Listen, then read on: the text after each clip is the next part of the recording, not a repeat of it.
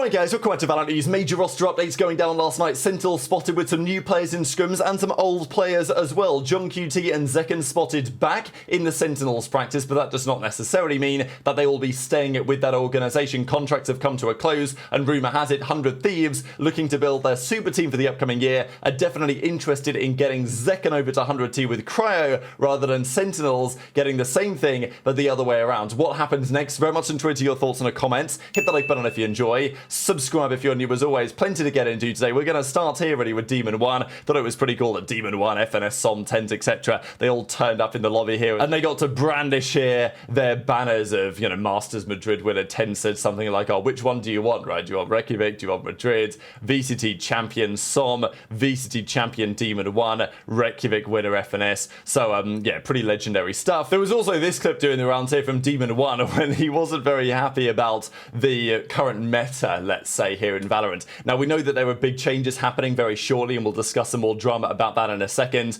I know that many would like, can we just have Vandals and Phantoms, right? And to be fair, most of the time that is what is the case. But as Demon 1 here implies, lots of Amy's, lots of Odins, lots of, Stingers, lots of Judges, etc., etc. And look, is it unfair, the current meta? I don't really think so. They're making, I think, some pretty reasonable changes, actually, to the way the meta and the weapons are going to be played. I think the map changes they're looking to make are pretty reasonable. The agent changes, the utility changes, those are by far the more controversial ones that we have seen over the last few days, because many are arguing that, look, did the initiators really need to be nerfed in the way that they are? Do they really get played much anyway in regular ranked by the standard player base? Not really. Is it going to massively change what happens on the pro scene? Possibly, but not necessarily in a good direction. FNS did sit down with many of the developers and kind of ask why this is happening, but the big drama, we talked about the actual update yesterday, the big drama today really was around the Game Changers World Championship, because right now the Game Changers teams are getting locked in for the end of November in Seoul is when their World Championship's going to be, so it's a good few weeks away,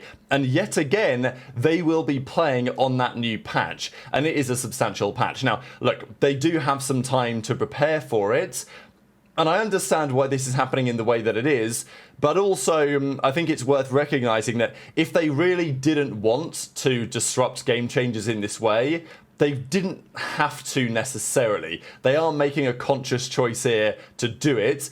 This is a conscious choice they make seemingly every single year, to have effectively Game Changers as the quality testers for the new patch. And I totally understand why it's done. I don't really mind it. I think the players have a fair runway to actually prepare. But it is controversial, right? There's no doubt about that. Leo says, the timing is not ideal and we know that. In a perfect world, we'd avoid big gameplay changes right before a global tournament. But the reality is that this part of the year is our best window to make meaningful updates, because there is VALORANT pretty much happening all year. And if you don't do the changes now, when are you going to do them? I do get that argument for sure. That's important for keeping the game fresh and giving the dev team time to monitor the changes and adjust them before the new season starts. This hasn't been a problem in the past because the changes during this window were smaller, but this year's update is more significant, and because these events are scheduled up to 2 years in advance, we just couldn't shift things around. I'd seen people, now of course, yeah, they couldn't shift where Champs is for Game Changers. They could shift when they decide to drop the patch. That is their decision. I don't think they're making a mistake here necessarily, but I can understand why it's controversial. I've seen people mentioning holding the patch, which is just what I mentioned, and after GCC, or keeping GC on the previous version. This was discussed, but it has its own set of problems. Most importantly, keeping them on the old patch would have made it much harder for teams to get meaningful practice. The majority of scrim partners will be on the live patch, which is also a fair point. It happens often in other esports as well, between Tier 2 and Tier 1, for example. Some GC teams told us they'd prefer the old patch. Others saw adapting quickly as an edge. There wasn't one clear answer that worked. Ultimately, they'll have several weeks on the new patch before the competition starts. Longer is better, but that's within the windows we've had for past events, even if these are pretty big changes. There are some trade-offs. It is what it is. I personally think they're doing the right thing here, but intrigued to your thoughts, as always, in the comments below. Now, let's talk about some of the Ascension drama. Simon is set to play again today. This is that game in question between Any Questions Gaming. They're playing in a couple of hours, and this is the Simon team. Are they really going to do much damage? Probably not anyway, because arguably the favourites, we've got Rare Atom and then of course Dragon Ranger Gaming. They are the ones that have made the advances so far. But Rare Atom have looked pretty good so far. They 2-0'd Simon's team, then they 2-0'd Ambitious Legend Gaming. This was not a clear-cut 2-0, by the way, because the latest was 13-11, and then it was an overtime corrode 15-13, but still, they did make the advance. Dragon Ranger Gaming still expected to, having of course now qualified for the playoffs. These are the way that looks. They would be expected to win, and if they do, they qualify back, of course, for the Pro League next season. The other thing worth mentioning is that the other regions are getting underway. So the Pacific Ascension has just started. Boom Esports took the win against Team N on NKT. Just worthy as again to say, all of the regions do their own thing when it comes to Ascension. I don't really understand why, but they all do their own thing. Here we've got 10 teams with the group stages, and then that goes into a playoffs, which is as follows. But yeah, I don't know. It's just the way that it works right now in the various regions. And then if we go back to the Americas, that begins today. This is how that works. So today the play-in starts in the Americas. We've got Red Canids, Six Karma, and then Winthrop University from Brazil, Mexico, etc. 2 of those teams make it, 1 of them doesn't. Then we get to the Swiss stage in a few days' time, where there will be 8 teams. Currently, these are the 6. So anyway, that's what's happening in Ascension. It's all rather complicated. Let's talk about some roster stuff. Starting here, this is pretty interesting. So Gentlemates, they're back in, aren't they? Right? After all the drama with Koi getting kicked out for controversial reasons, it's now Gentlemates that are back in the league. They struggled last season, they got relegated as a result, but now they're an official partner team, so congratulations. And what are they going to do? What roster are they going to build? This is a good question. And, well, Crew Kesnit, potentially former Crew Kesnit, I guess we shall see, says, "See you soon at Mini" from Gentlemate, and then he tweets out, #MHWin. Now look, whether he's just taken the mick here, whether he's just stirring up for impressions, that's a good question, but keep it in mind anyway. I mean, it would be pretty weird just to tweet this out and then having known that you're joining, right, and just join. Like, you know, there's no mystery there. You've just said #M8 and then you're joining Gentlemates. There might be more to it than that, but that's just one thing to mention.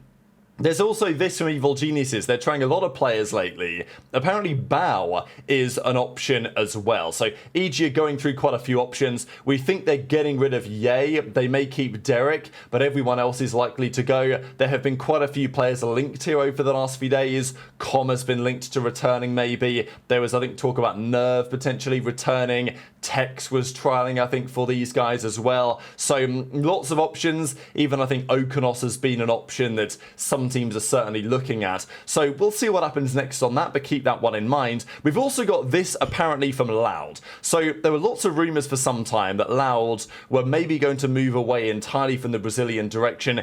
They were going to go a totally different way. And I would have said that was a pretty big surprise if that happened, because I don't imagine the fan base would have been so happy about it. Latest rumour is that they've reverted that decision and they were effectively keeping last year's roster with one change. Right? At the end of the year they had Robbie VK, they've got rid of him, and apparently they're bringing in Artzan from MIBR. So the team, the Scrims anyway, depends how these go, obviously, as to whether they do this. But Pankara, Verti, Luxo, Cowanzan, and Artzan, apparently that could be your team of 5. So we'll see if that comes true, whether they're happy with that, just making a one-man change. I don't know if it's going to be enough to really change the fortune to that team, so we'll see how the Scrims go and what they decide to do.